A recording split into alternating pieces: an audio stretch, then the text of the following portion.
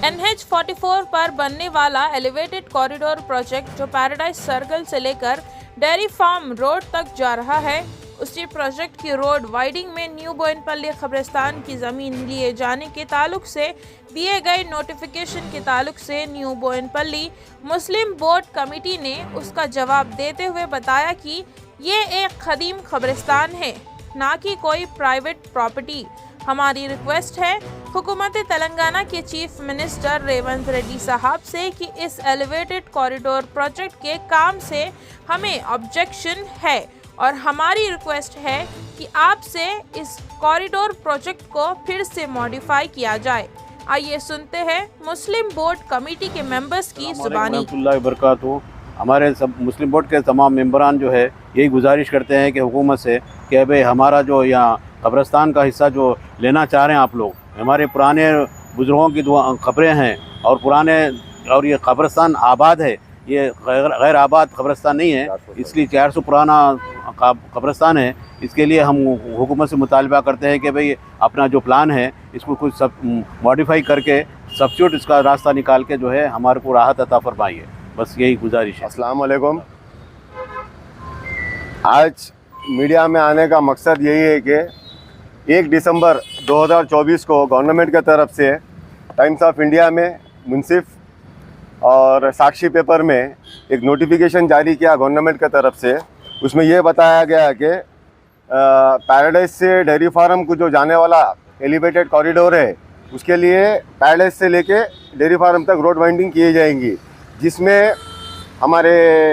पड़ोस यहाँ पे तालबन का कब्रिस्तान भी उसमें आ रहा है और उसके साथ ही साथ न्यू बोयनपल्ली का जो कब्रिस्तान है उसकी तकरीबन 3954 गज़ ज़मीन यानी तकरीबन 1 एकड़ के करीब में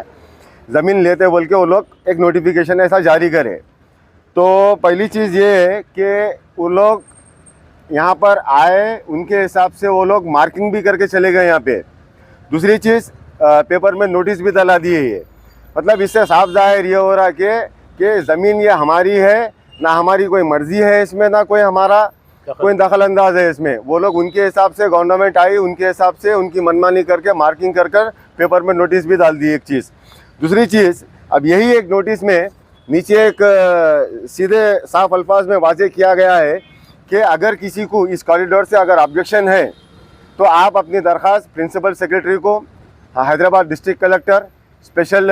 डिप्यूटी कलेक्टर को, इन लोग को अपना ऑब्जेक्शन डाल सकते हो बोल के इसमें यही नोटिस में मेंशन किया गया है। तो उसी हिसाब से हम हमारे मुस्लिम बोर्ड के जानिब के तरफ से, यानी मुस्लिम बोर्ड कमेटी जो बोयनपल्ली की है, उनके जानिब से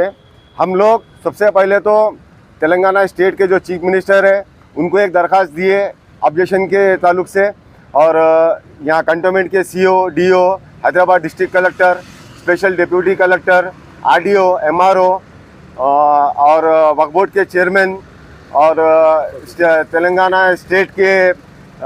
एडवाइज़र जो है गवर्नमेंट के SC, ST, BC minority welfare के जो जनाब शबीर अली साहब है, और मेंबर ऑफ पार्लियामेंट हैदराबाद के जनाब असदुद्दीन साहब है, और यहाँ के लोकल कंटोनमेंट के MLA श्री गणेश, ये जितने भी हो सकता हमारे तरफ से मुस्लिम बोर्ड की कमेटी के तरफ से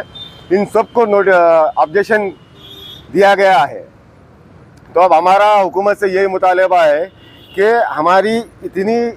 ज़मीन जो करीब 1 एकड़ की है, ये कोई ओपन लैंड नहीं है, ना किसी का घर बना हुआ है। यहाँ पर ये कब्रिस्तान है।